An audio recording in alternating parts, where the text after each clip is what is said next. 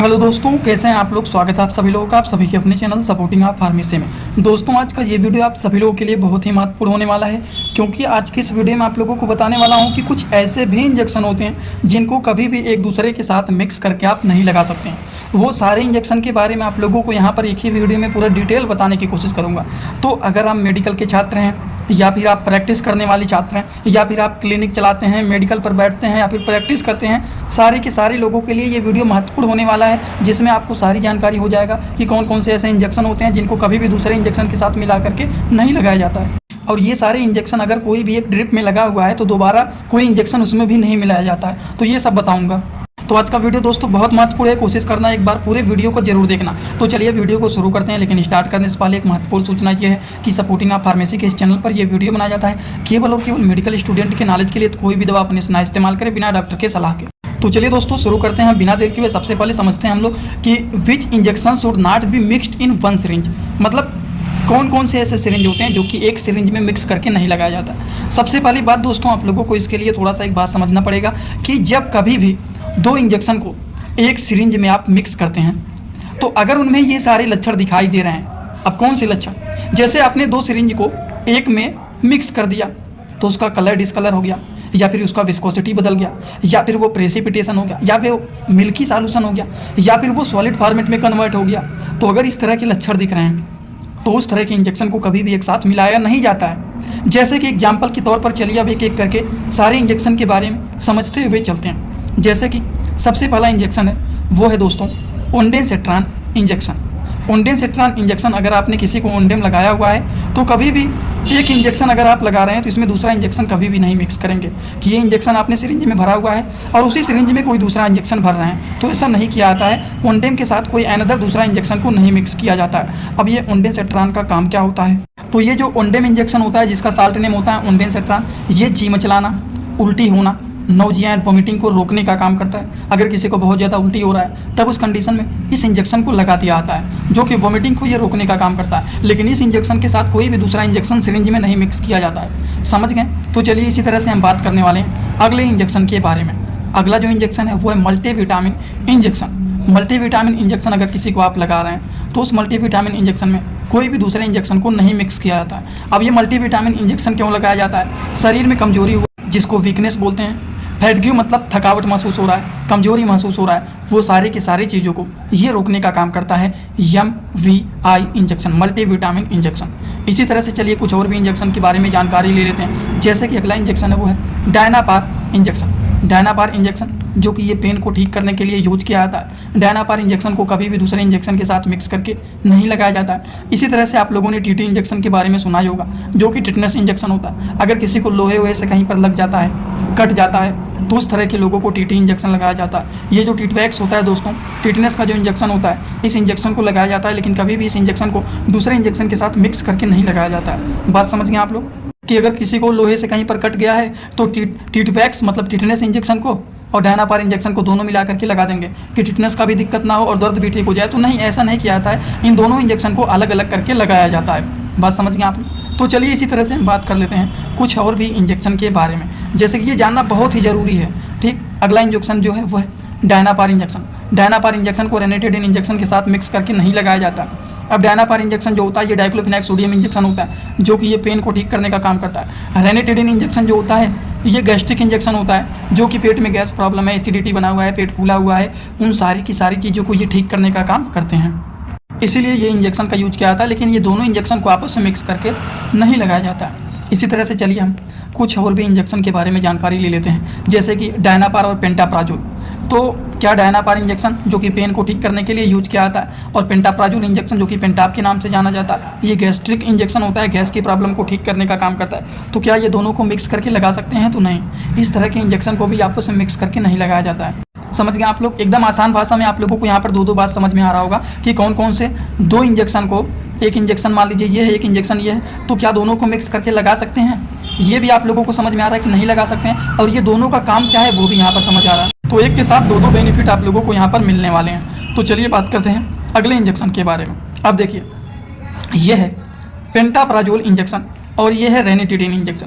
क्या ये दोनों को आपस में मिक्स किया जा सकता है, तो कोई बिना पढ़े लिखे वाले ही होंगे जो नहीं समझ पाए होंगे, क्योंकि ये भी गैस का इंजेक्शन है और ये भी गैस का इंजेक्शन है। तो क्या पेंटाप्राजोल और रेनिटिडिन दोनों को आपस में मिक्स करेंगे? कभी नहीं, दोनों में से कोई एक ही यूज किया था। आप देखिए, किसी को बुखार हुआ है, डोलो 650 आता है, कालपाल 650 है, दोनों बुखार को ठीक करता है। तो क्या हम दोनों को खा लेंगे? ये तो नहीं करेंगे, दोनों में से कोई एक ही लेते हैं। उसी तरह से ये इंजेक्शन भी होते हैं कि कोई एक ही यूज करना है, दोनों नहीं करना है। बात समझ गए आप लोग? तो चलिए हम बात कर लेते हैं अगले इंजेक्शन के बारे में। अगला जो इंजेक्शन है कि कौन कौन से इंजेक्शन को एक दूसरे के साथ मिला करके नहीं लगाया जाता है, उसके लिए कुछ और भी इंजेक्शन को बताने जा रहा हूँ। इसके लिए ये छोटा होगा कि नहीं, ये छोटा नहीं होगा तो इसको बीच में कर देता हूँ, ठीक। पेंटाप्राजोल इंजेक्शन, एमिकासिन इंजेक्शन, ये एक प्रकार के एंटीबायोटिक इंजेक्शन है, ये गैस्ट्रिक इंजेक्शन है। तो ये दोनों इंजेक्शन को कभी भी एक साथ मिक्स करके नहीं लगाया जाता है। ये पहले इंजेक्शन के बारे में बात हो गया। अब दूसरे इंजेक्शन की बात कर लें तो पेंटाप्राजोल इंजेक्शन और ओंडेनसेट्रान इंजेक्शन दोनों को आपस में मिक्स करके नहीं लगाया जाता।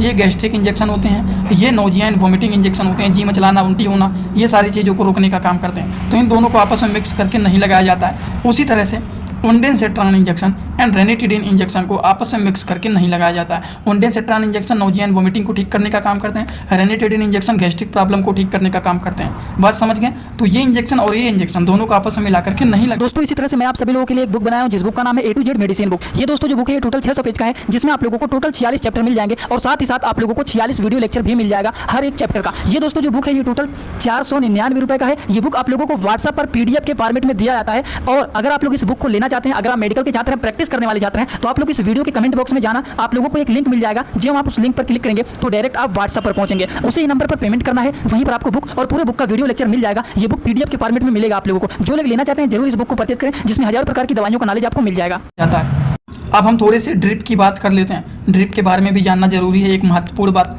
जैसे कि यदि ड्रिप में मल्टीविटामिन इंजेक्शन लगाया गया है तब उस ड्रिप में और कोई भी इंजेक्शन को नहीं मिलाया जाता है। क्यों?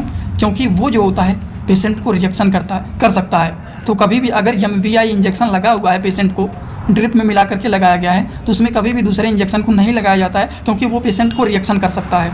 तो इसीलिए ध्यान देना चाहिए और सारे लोगों को एकदम सतर्क रहना चाहिए कि अगर इनको लगा है मल्टीविटामिन इंजेक्शन तो उसमें गलती से भी दूसरा इंजेक्शन ना लग जाए। ये बातों का ध्यान रखना चाहिए। उसी तरह से अब हम बात करते हैं कि कौन कौन से दो इंजेक्शन को एक साथ मिलाए जा सकते हैं। इसके बारे में भी थोड़ी सी जानकारी ले लेते हैं। देखिए, सबसे पहली बात, जब इंजेक्शन मतलब जो इंजेक्शन एक साथ सिरिंज में भर करके मरीज को लगाते हैं तो उन्हें ड्रिप में भी मिला करके लगा सकते हैं। ये छोटी सी बात है, नहीं तो कहेंगे कि क्या ये दोनों इंजेक्शन को जब आप मिला करके लगा रहे हैं, तो जब ये इंजेक्शन दोनों को एक सिरिंज में भर के लगा दे रहे हैं, तो क्या इन दोनों को मिक्स करके हम ड्रिप में भी लगा सकते हैं? तो हाँ, बिल्कुल सही है।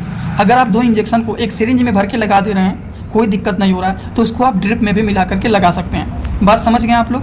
अब बहुत सारे लोग सोच रहे होंगे कि जैसे एग्जाम्पल बताइए, तो चलिए कुछ एग्जाम्पल भी जान लेते हैं हम लोग। सबसे पहला इंजेक्शन है वो है रेनिटिडिन एंड मेटोक्लोप्रामाइड इंजेक्शन। अब ये क्या होता है? ये लियोपाइराइड के नाम से फेमस होता है। Ranitidine injection and metoclopramide injection, ये दोनों इंजेक्शन को आपस में मिक्स करके लगाया जाता है। क्यों लगाया जाता है? किन चीज़ों को ठीक करने के लिए लगाया जाता है? चलिए उसको जान लेते हैं। सबसे पहली बात, रेनिटिडिन इंजेक्शन गैस्ट्रिक प्रॉब्लम को ठीक करने का काम करते हैं। मेटोक्लोप्रामाइड उल्टी होना, चक्कर आना, सीने में जलन होना, वो सारी चीज़ों को ठीक करने के लिए ranitidine injection plus metoclopramide injection दोनों को आपस में एक सिरिंज में भर के पेशेंट को लगा दिया जाता है, जिससे उनको गैस की प्रॉब्लम, उल्टी की प्रॉब्लम, चक्कर आने की प्रॉब्लम, सीने में जलन होने की प्रॉब्लम, वो सारी की सारी प्रॉब्लम इससे ठीक हो जाता है। आई होप आप लोगों को ये बात समझ में आ गया होगा। तो इसी तरह से कुछ और भी एग्जाम्पल देख लेते हैं। जैसे कि अगला है वो है एविल और Dexona, Avil plus Dexona. Avil और डेक्सोना को आपस में मिक्स करके लगाया जाता है। एविल जो होता है एक प्रकार के एंटी एलर्जिक मेडिसिन होते हैं, डेक्सोना जो होते हैं एक प्रकार के स्टेरॉइडल मेडिसिन होते हैं। ये दोनों को आपस में मिक्स करके लगाया जाता है। अब आप कहेंगे लगाया तो जाता है, लेकिन दोनों को आपस में मिक्स करके क्यों लगाएंगे, किस लिए लगाएंगे, किन चीज़ों को ठीक करने के लिए लगाएंगे, तो बताता हूँ उसके बारे में भी। अगर किसी को बहुत ज़्यादा एलर्जी हो गया है, इमरजेंसी कंडीशन है, तब उस कंडीशन में एविल प्लस डेक्सोना को आपस में मिक्स करके पेशेंट को लगा दिया जाता है, जिससे वो एलर्जी, वो इमरजेंसी कंडीशन, दवा ज़्यादा रिएक्शन कर दिया है, तो उस कंडीशन में इस तरह के इंजेक्शन को लगाया जाता है। बात समझ गए? एंटी एलर्जी की ये मेडिसिन माना जाता है। डेरिफाइलिन एंड डेक्सोना, इन दोनों को भी आपस में मिला करके लगाया जाता है। अब डेरिफाइलिन और डेक्सोना को क्यों आपस में मिला करके लगाएंगे, किस लिए लगाएंगे?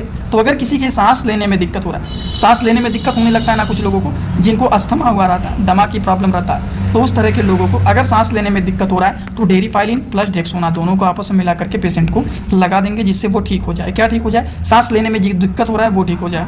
अब कुछ और एग्जाम्पल दें। चलिए एक एग्जाम्पल और जान लेते हैं। जेंटामाइसिन एंड डेक्सोना, ये क्या होता है? जेंटामाइसिन इंजेक्शन और डेक्सोमेथासोन इंजेक्शन, इन्हें भी मिक्स करके लगाया जाता है। अब क्यों लगाया जाता है, किस लिए लगाया जाता है, वो तो आप लोगों को पता होगा। क्योंकि जेंटामाइसिन जो है, एमिकासिन जो है, एजिथ्रोमाइसिन है, ये सारे क्या होते हैं, एक प्रकार के एंटीबायोटिक मेडिसिन होते हैं। और उसको इसके साथ जब आप स्टेरॉइड मेडिसिन को मिक्स कर देंगे तो वो और भी पावरफुल हो जाएगा।